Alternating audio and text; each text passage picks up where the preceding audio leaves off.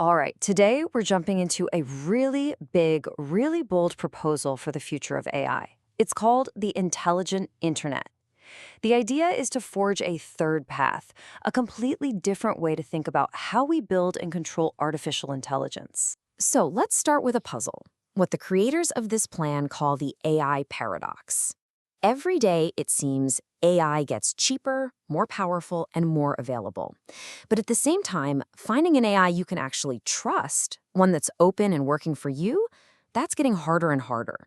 So what's going on here? And, this isn't just some academic problem. The authors here argue that this paradox is pushing us right now toward two really dangerous futures, two major governance failures that we're stumbling into. So what are these two futures? Well, on one side, you've got this great race. This is the all-out sprint to build these giant centralized AIs that are controlled by just a handful of very powerful companies and governments. And then there's the other path, which is almost scarier because it's so quiet. It's gradual disempowerment. That's where we all just kind of trade away our ability to choose, to have real agency, all for the sake of making life a little more convenient. Okay, so what's driving this crisis? The proposal boils it down to three big interconnected issues. First, centralization. Pretty much all serious AI traffic runs through the servers of just a few cloud companies. Second, opacity.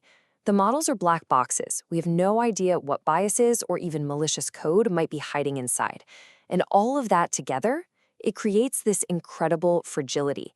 The whole system is so tightly wound that one little error can bring huge parts of it crashing down. But here's the kicker, and this is really the core idea of this whole explainer. These two futures, they aren't destiny. They're not inevitable. The proposal frames them as what they are, failures of design. And the cool thing about a design failure is that you can fix it.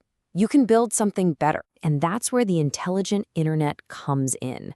It's pitched as this third path, but it's not just a new piece of tech. It's way more ambitious. Think of it like a new social contract for the digital age, but one that's written in code, specifically designed to steer us away from those dead ends. So what's the big plan here? It's pretty bold, and it really comes down to four key moves. 1. Create a new kind of economy, a Bitcoin for the intelligence age that's based on rewarding useful work. 2. Just give every single person their own personal AI agent that they control. 3. Let all these agents work together freely to become smarter. And 4. Make sure everything is built on a foundation of open, verifiable data that anyone can check. Okay, that's the high-level vision, right? Sounds great. But how does this new internet actually work? Let's pop the hood and look at the engine that would make it all run. So at the very heart of this whole thing is one simple, powerful idea. You get your own sovereign AI agent. And when we say own, we mean it. This isn't a service you subscribe to or an app you rent from a big company. It's a piece of software that belongs to you, that lives on your devices and answers only to you. Okay, so for an ecosystem like this to run, it needs fuel, right? It needs an economic engine. And this proposal introduces a brand new one called proof of benefit. Now, you've probably heard of Bitcoin's proof of work, where computers burn energy to solve puzzles. Well, this is different. With proof of benefit, new tokens, new value, are only created when someone does something genuinely useful for the network and proves it. And the way it works is actually pretty straightforward. Step 1, you do something useful, like cleaning up a dataset or training a small helpful model. Step 2, the network gives you a cryptographic receipt that proves you did the work. And step 3, that receipt is what allows you to mint new foundation coins. So boom, you're directly turning a beneficial action into economic value. I love this next line. It really sums it up. Capital crystallized from intelligence. Think about that for a second. The value here isn't backed by burning electricity or by a government's promise. It's backed by verifiable, useful thought. Every coin that's created represents a little piece of crystallized intelligence that's been contributed to the whole system. So to make this whole thing stable and scalable, the architecture is split into 3 layers. The highway analogy they use is perfect here. You've got the foundation layer, L0.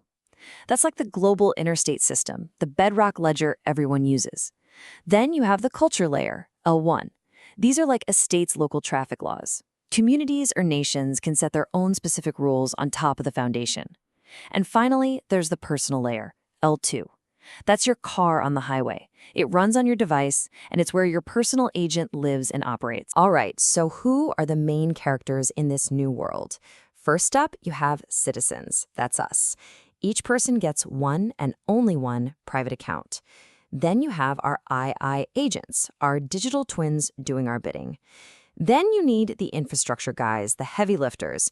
Those are the national champions who run the big computers and validate everything, and the guilds, which are groups of experts curating really high-quality data for specific fields like medicine or law. And to keep everyone honest, there's this thing called the Guardian Lattice, a whole network of AIs whose only job is to watch the system and keep it safe. Okay, but a system this powerful can't just run on good intentions, right?